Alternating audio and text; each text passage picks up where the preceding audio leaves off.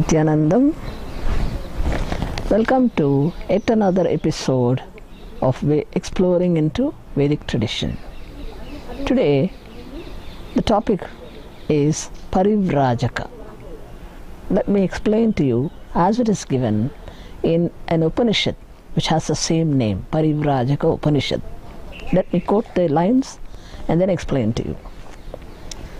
Sadguru Samipe Sakala Vidya Parishramagnyo Bhutva Vidvan Sarvam Aihika Amushmika Sukashramam Myatva Aishanatraya Vasanatraya Mamatva Ahankaradikam Vamanannamiva He Madigamya Moksha Margaika Sadhano Brahmacharyam Samapya Grihi Bhavet Grihat Vani Bhave Bhutva Pravrajet Edi Va Itaratha Brahmacharyad Eva Pravrajet Grihat Va Vanat Va Atha Punaravrati Va Vrati Va Snatako Va Asnatako Va Utsanna Agnir Anagniko Va Yadahareva.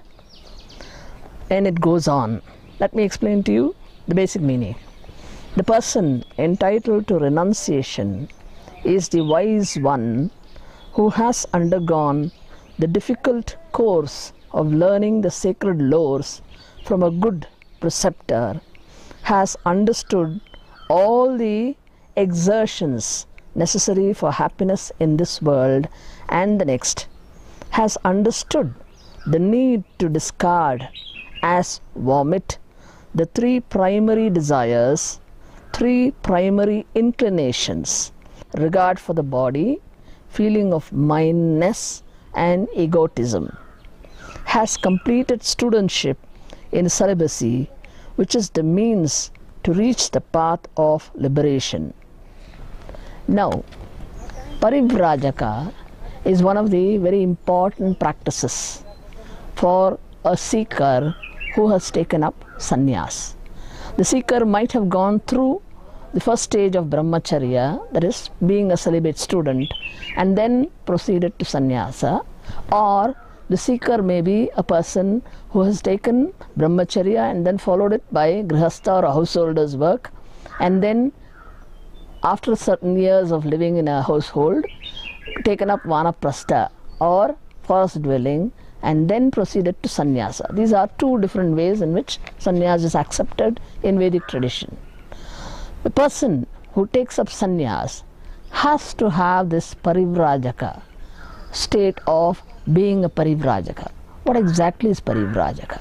A person who has become totally disillusioned with the world, but at the same time he has to know what is there in the world. He cannot sit in an ivory tower and do meditation sitting in a corner and not knowing what the world is. Only after knowing the world and then renouncing it does the renunciation become very firm. So, in order to know the world, not necessarily as a person enjoying the world in these with the senses, this person has been through the studentship of being a celibate student, has followed the vows of brahmacharya, and then he goes to understand what the world is. He has to understand what are the mental setups available all over the world. That is a basic knowledge any sannyasi should have, so that his enlightenment can be shared and can become beneficial and boon to the whole world. And for that reason, the sannyasi has to take up the yatra or the journey of being a parivrajaka. Being a parivrajaka, he has to travel throughout the land. Mostly in olden days, they used to travel by foot. Adi Shankara, if you read through Adi Shankara's life history, Shankara Digvijayam, they say. What does it mean? Shankara traveled on foot. In those days, there was no conveyance at all, except maybe bullock cart might have been there. Beyond that, no conveyance was available. So he had to travel on foot, and this he did, mind you, within 32 years of his life.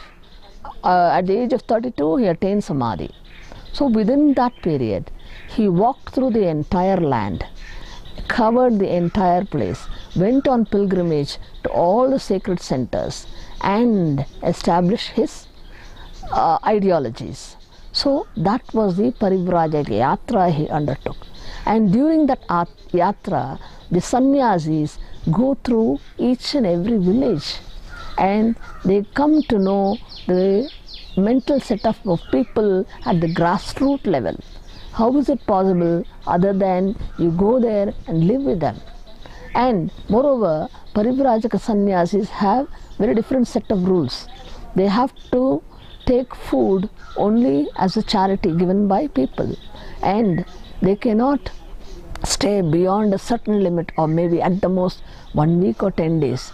Beyond that, they have to keep moving. Why? What are these rules meaning?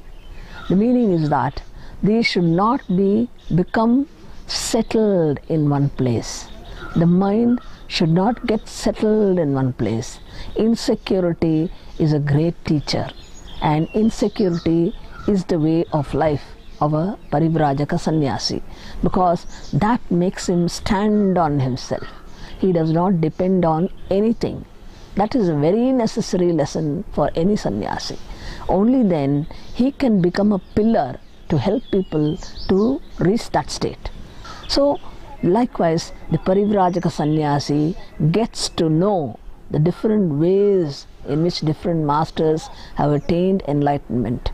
And mostly in India, the Parivrajaka sannyasis cannot miss the Himalayan region. Himalayan region is an energy hub because there are innumerable sages living there even to the present day. It is an unbroken tradition of sages living in the Himalayan regions. That is why in India you find many of the most important pilgrim centers situated in the Himalayan regions. So that energy hub, where when you reach Himalayas, some of the masters have mentioned, you understand that you are an insignificant speck in the cosmos. When you see the grandeur of the mountains, and there they experience the total silence. Whether you like it or not, your mind may be restless. There are people who go visiting the mountains, but what do? They immediately click with their cameras. They forget to experience what is there in that place directly. They see it as a photograph later on and they think they are enjoying. No, it is a spot, or every journey throughout the Parivrajaka Yatra is an opportunity to experience the inner silence and the inner light that is shining within.